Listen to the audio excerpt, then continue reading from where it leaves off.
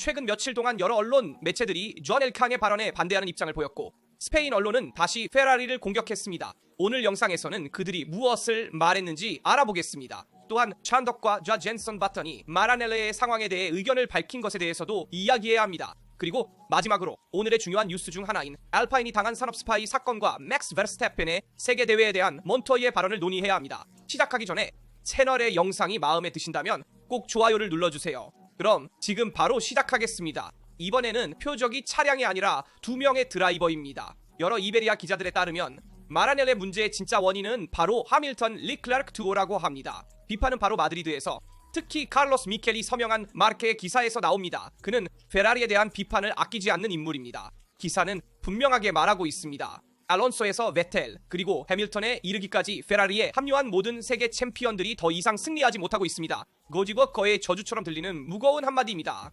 마라넬레에 들어오는 사람은 승리를 멈춥니다. 하지만 여기서 끝나지 않습니다. 미켈은 S-25를 재앙적인 차량으로 묘사하며 하밀턴 리클라르크스의 조합이 작동하지 않는다고 지적합니다. 이유는 무엇일까요?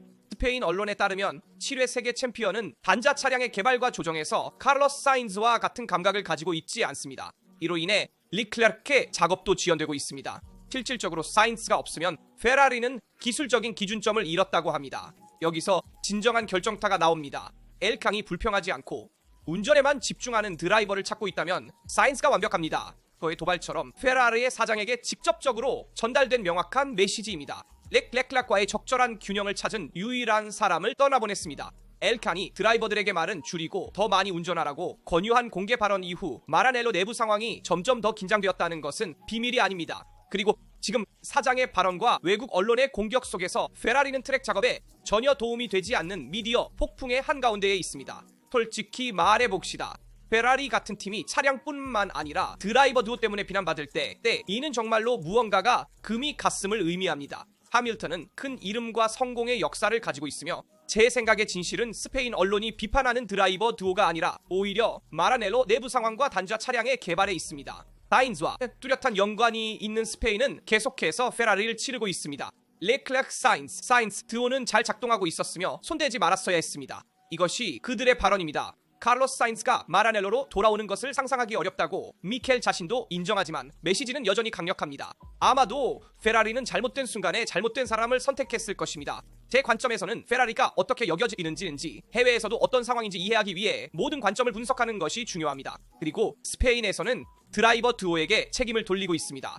그러니까 존 엘칸의 발언보다는 사인즈 대신 하밀턴이 들어온 것에 더 책임을 돌립니다. 제 생각에는 7회 세계 챔피언을 비판하는 것은 전혀 말이 되지 않는다고 생각하며 마르카는 항상 페라리를 비난해왔습니다. 왜냐하면 그들이 페라리가 카를로스 사인즈를 뒷전으로 밀었다고 생각하기 때문입니다. 그것은 사실이 아닙니다. 오히려 제 생각에는 카를로스 사인즈는 그가 트랙에서 얻은 것보다 더 많은 칭찬을 받았으며 특히 비너토 시절에는 거의 렉락보다 낫다고 여겨졌습니다. 카를로스에게는 많은 장점이 있으며 그는 훌륭한 드라이버이지만 루이스 하밀턴과 비교할 수는 없습니다. 진짜 문제를 찬덕이 파악했으며 그의 발언에 저도 동의합니다. 실제로 현재 기술 해설가인 전 포뮬러 1 드라이버는 그것에 대해 돌려 말하지 않습니다. 그에게 진실은 간단합니다. 페라리가 승리하지 못하는 이유는 SF-25가 충분히 빠르지 않기 때문입니다. 끝입니다. 드라이버도 잡담도 상관없습니다. 찬덕은 차량이 맥라렌 수준이었다면 찰스와 루이스가 세계대회에서 완전히 경쟁했을 것이라고 주장합니다. 그리고 실제로 숫자들이 이를 확인해줍니다.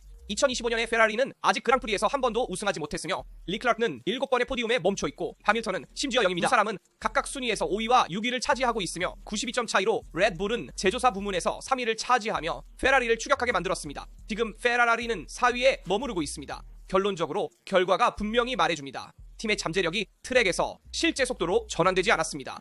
존 엘캉이 포뮬러 1과 웨스를 비교하면서 불행하지만 의미 있는 비교를 하면서 모든 것이 폭발했습니다. 밀라노에서 기자들 앞에서 페라리가 엔듀런스 세계 타이틀을 방금 따냈고 토요타를 74점 앞섰으며 조비나치, 피에르 구이디 및 캬라도가 드라이버 타이틀을 획득했다고 상기시켰습니다. 그리고 이어진 날카로운 한마디, 포뮬러 1에서는 뛰어난 메카닉, 피트스탑, 그리고 열심히 일하는 엔지니어들이 있지만 나머지는 수준에 미치지 못합니다. 그리고 마지막으로 모든 것을 불태운 문구입니다. 드라이버들은 말은 줄이고 운전에 집중해야 합니다. 번역하자면 문제는 기술적인 것뿐만 아니라 태도에도 있습니다. 그 순간부터 여러 관계자들이 페라리 사장이 희생양을 찾고 있는 것이 아닌지 의문을 갖기 시작했습니다. 찬던 덕은 명확하게 처음으로 답변했습니다. 차량이 맥라렌과 같았다면 하밀턴과 리클라르크는 타이틀을 두고 경쟁하고 있을 것입니다. 상황을 완벽하게 묘사하는 한마디입니다. 페라리는 재능이 부족하지 않으며 순수한 성능이 부족할 뿐이고 찬덕에 따르면 문제의 근본이 차량의 속도라면 엘캉이 말한 나머지 문제는 의미가 없습니다. 하지만 그는 유일하게 비꼬며 대답한 사람이 아닙니다.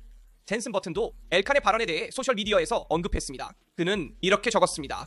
아마 존 엘칸이 직접 모범을 보여야 할지도 모릅니다. 비판적이지만 패덕에서 많은 사람들이 생각하는 바를 반영하는 발언입니다. 경영진이 경쟁력을 되찾기 위한 명확한 계획이 없는 상황에서 조종사들에게 침묵을 요구하는 것은 너무 쉽습니다. 전체적인 느낌은 존 엘칸이 내부적으로 규율과 단합을 촉구하는 메시지를 보내고 싶어 했다는 것입니다. 페라리가 하나로 뭉쳐 승리할 때의 웽글을 예로 들며 말이죠. 확실히 페라리는 하나로 단합하고 승리하는 것이 필요합니다. 하지만 월드 내구 레이스의 차이는 단순히 차량이 경쟁보다 강력하다는 것입니다. 포뮬러 1에서는 그렇지 않으며 기반이 탄탄하지 않으면 어떤 팀의 단합도 충분하지 않습니다. 오늘날 찬독의 견해가 가장 명확하게 남아 있습니다. SFL-25는 충분히 빠르지 않으며 이것이 바뀌지 않는 한 르클레르와 해밀턴은 방어만 할 수 있을 것입니다. 많이 이야기하든 적게 이야기하든 아무것도 변하지 않을 것입니다. 왜 모든 대중이 젠슨 버튼의 편에 서 있는지 들어봅시다. 사실 소셜미디어에서 댓글이 폭발적으로 늘어났습니다. 위대한 젠슨이 옳습니다. 어떻게 회장이 자신의 조종사들에 대해 미디어에서도 이렇게 말할 수 있습니까? 모범을 보여야 할 사람은 그입니다. 대중은 거의 전적으로 젠슨 버튼의 편에 서 있으며 그 이유는 명확합니다. 수년간 지켜지지 않은 약속 후 페라리는 계속해서 패배하고 있으며 많은 팬들은 트랙에서 결과를 보는 대신 고위층에서 나오는 선언에 지쳐 있습니다. 현실은 가혹합니다. 페라리는 2008년 라이코넨과 마사가 우승한 이후로 월드 타이틀을 차지하지 못했습니다. 조종사에 대해 이야기하면 역시 2007년으로 돌아가야 하며 항상 키미 라이코넨과 함께였습니다. 그 이후로 여러 차례의 방향 전환, 회장, 팀 대표가 있었고 이제는 부흥의 상징이 되어야 했던 해밀턴 르클레르의 새로운 커플이 있지만 오늘날 그것은 단지 또 다른 미루어진 약속처럼 보입니다. 브라질 이후 페라리는 레드불에게 밀려 팀 순위 4위로 떨어졌습니다. 그리고 진실은 엘칸의 발언 뒤에 커져가는 긴장이 숨겨져 있다는 것입니다. 좌절한 회장, 압박받는 2명의 조종사, 그리고 오랫동안 안정성을 찾지 못한 환경입니다. 이처럼 긴장된 분위기 속에서 마라넬로에서 2026년을 어떻게 대비할 수 있을까요? 젠슨 버튼은 한마디로 핵심을 찔렀습니다. 모범을 보이며 이끌어라, 즉 모범을 보여야 한다는 것입니다. 이것이 바로 페라리 위기의 완벽한 요약입니다. 위로부터의 지나친 소통, 현장에서의 명확성 부족, 그리고 아마도 많은 경험을 가진 사람이 필요할 것입니다. 포뮬러 1에서 많은 승리를 거둔 사람, 레드불과 함께 4개의 월드 타이틀을 차지했으며 페라리에서도 활동하며 2017년과 2018년의 타이틀을 위해 싸운 사람이 이야기하고 있으며 그는 현재 이렇게 있는 것이 좋다고 말했습니다. 하지만 그는 이 스포츠를 정말 사랑하고 은퇴 후에는 어떻게든 떨어져 있어야 한다고 생각했지만 결국 그의 경주에 대한 사랑이 커서 계속해서 경기를 보고 있습니다. 또한 패덕에 있는 많은 친구들을 알고 있습니다. 그리고 전 페라리 드라이버는 덧붙였습니다. 어느 날 적절한 기회나 위치에 전망이 주어진다면 그것을 고려할 수도 있습니다. 브라질에서 세바스찬 베텔과 루이스 해밀턴이 모두 참석한 자리에서 해밀턴과 여러 차례의 접촉이 있었습니다. 따라서 페라리는 세바스찬 베텔과 같은 외부 멘토를 배제해서는 안 됩니다. 이건 페라리에 분명 도움이 될 것이고 게다가 베텔은 요즘 루이스 해밀턴과 아주 친밀한 관계입니다. 그들이 거의 친구 사이라고 할 수 있습니다. 독일 조종사의 은퇴 이후 두 사람은 매우 가까워졌으며 따라서 조종사들에게 침묵을 요구하기 전에 지휘하는 사람으로부터 명확한 지시가 필요합니다. 아마도 세바스찬 베텔 본인이 이 부분에서 페라리를 도울 수 있을 것입니다. 페라리가 다시 승리하기를 원한다면 모범은 핸들이 아닌 마라넬로에서 시작되어야 합니다. 또한 루이스 해밀턴이 최소한 2027년까지 페라리에 남을 것이라는 것을 알고 있습니다. 사실 그의 계약은 장기 계약으로 BBC의 앤드류 벤슨이 이를 확인했으며 패덕 뒤에서는 2+2 계약에 대한 이야기가 있었습니다. 이는 공식적으로 2년 추가 1년 갱신 옵션이 있는 계약입니다. 2년은 2025년과 2026년을 의미하며 2027년까지 계속할 옵션이 있습니다. 하지만 현재로서는 해밀턴이 페라리에서 3년간 활동하기를 원하는 것으로 보이며 따라서 2025년부터 2027년 말까지입니다. 마라넬로의 이 상황은 가능한 빨리 해결되어야 합니다. 왜냐하면 해밀턴이 곧 페라리를 떠나지 않을 것이며 존 엘칸은 루이스 해밀턴을 희생양으로 삼은 것 같습니다. 따라서 두 사람은 명확히 할 필요가 있습니다. 세바스찬 베텔의 도움은 페라리에 필요할 수 있으며 영국인 해밀턴은 2025년이 단지 중간 단계이며 진정한 도전은 2026년에 올 것이라는 것을 알고 있습니다. 하지만 내년 이전의 마라넬로에는 더 평화로운 분위기가 필요합니다. 그렇지 않으면 팀 운영에 관련된 새로운 문제가 발생할 것입니다. 그리고 찬독이 말했듯이 경쟁자들과 맞먹을 수 있는 차를 개발하는 것이 중요합니다. 왜냐하면 결국 그것이 가장 중요하기 때문입니다. 그리고 페라리는 이미 너무 오랫동안 경쟁력 있는 차를 보유하지 못하고 있습니다. 하지만 알파인이 겪은 스파이 활동을 살펴봅시다. 알파인 포뮬러 1의 모터 부서 중심지인 빈 비리 샤티용에서 누군가가 들어온 분주한 밤이 있었습니다. 일반적인 절도 사건이 아니라 이미 산업 스파이 활동 가능성에 대한 조사를 촉발시킨 의심스러운 침입입니다. 그 파리지행에 따르면 모든 일이 월요일 저녁 10시경에 일어났으며 두 사람이 파리 남부의 팀 본부에 침입했습니다. 계획된 행동입니다. 두 사람은 입구 복도의 유리를 강제로 열고 위층으로 올라가 알파인 기술진의 임원실에 도달했습니다. 아무 곳이나 아니었습니다. 바로 그곳에서 프랑스 팀의 포뮬러 1 엔진이 개발됩니다. 첫 번째 정보에 따르면 이번 급습은 5분 이상 지속되지 않았다고 합니다. 여러 사무실의 문이 발견되고 강제로 열렸으며 이는 침입자들이 어디로 가야 할지 알고 있었다는 신호입니다.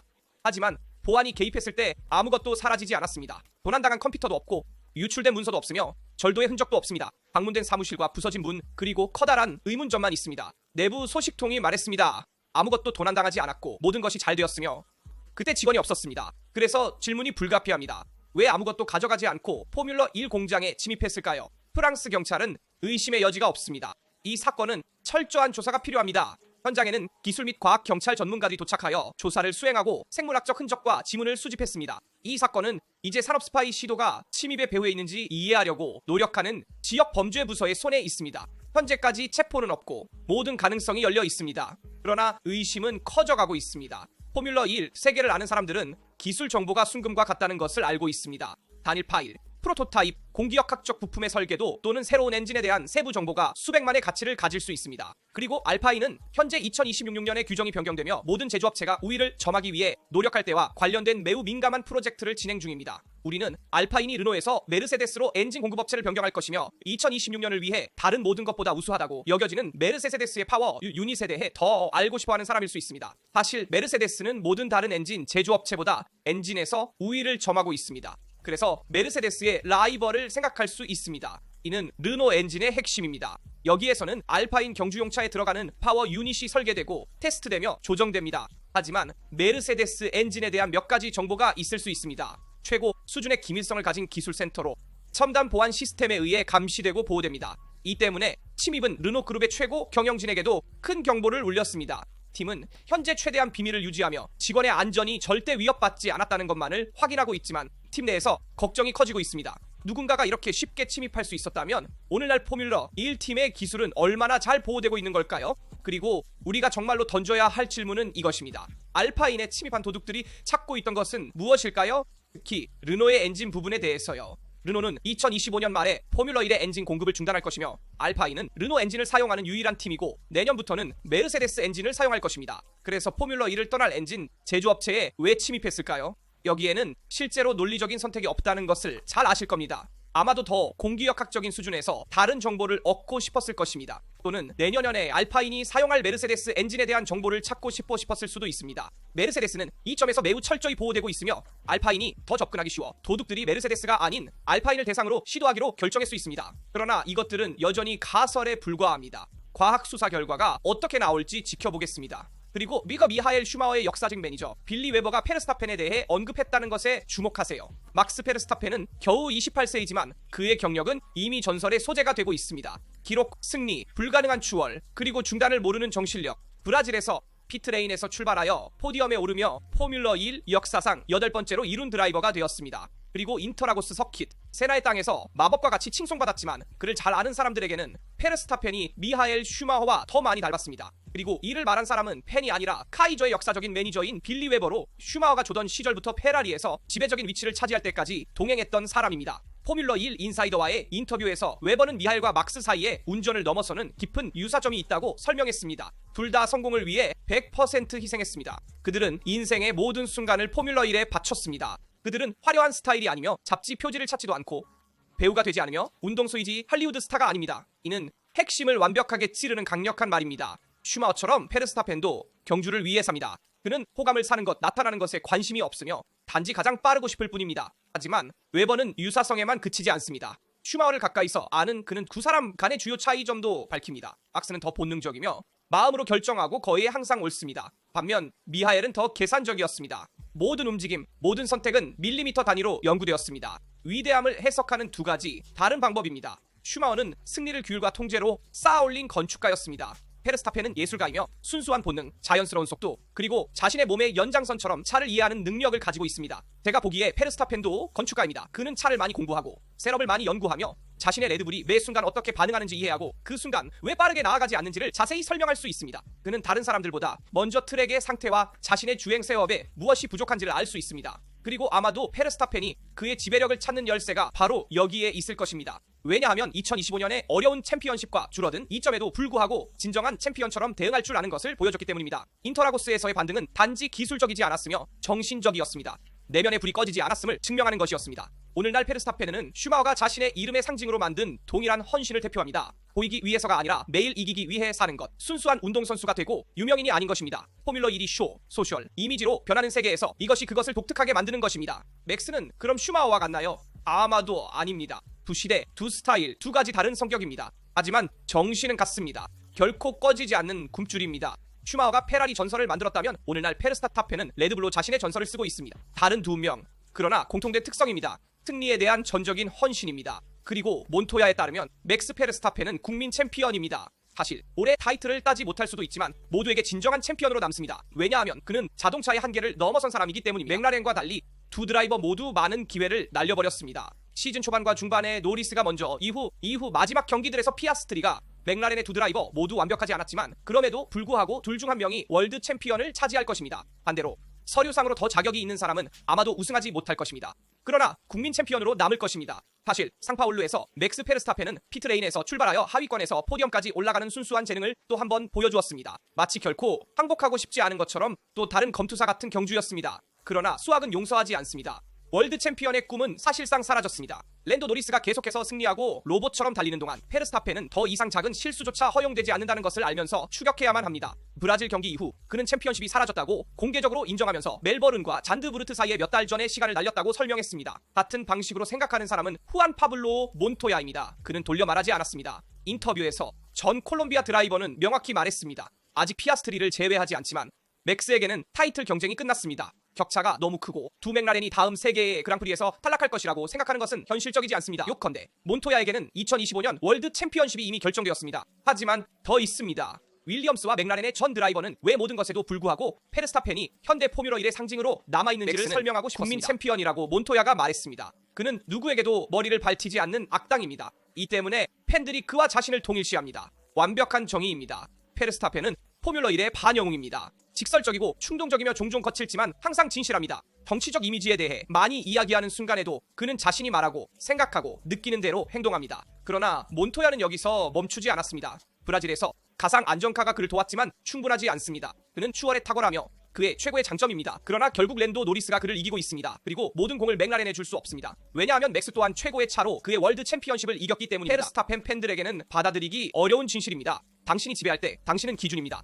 당신이 추격할 때 당신은 기술적 이점을 잃은 사람입니다. 그리고 오늘날 역설적이게도 맥스는 추격해야 하는 위치에 있습니다. 그 사이에 랜도 노리스는 2011년의 새로운 베텔처럼 보입니다. 차분하고 치밀하며 거의 무자비합니다. 완벽한 맥라렌, 하나된 팀, 드물게 실수하는 드라이버. 물론 이것은 최근 경기들에서 반면에 페르스타펜은 계속해서 최선을 다하고 있지만 레드불이 이전처럼 지배적이지 않으며 몇몇 주말에는 승리를 위한 충분한 준비가 되지 않습니다. 몬토야는 진정한 요점을 짚었습니다. 도덕적 타이틀, 팬들의 타이틀은 맥스가 이미 차지했습니다. 왜냐하면 복잡한 해에도 그는 계속해서 쇼를 제공하고 싸우며 모두에게 위대해지기 위해 친절할 필요는 없고 진정성만 있으면 된다는 것을 길 기억시켰기 때문입니다. 문제는 몇 주 후에 트로피를 들어올리는 사람이 다른 사람이 될 수 있으며 이것이 페르스타펜 같은 사람에게는 어떤 패배보다 더 아프다는 것입니다. 이 비디오에서 다룬 모든 주제에 대해 댓글에서 여러분의 의견을 알려주세요. 항상 그랬듯이 좋아요를 누르고 구독하고 알림을 켜서 어떤 비디오도 놓치지 않도록 하세요. 여기까지입니다. 다음 비디오에서 만나요.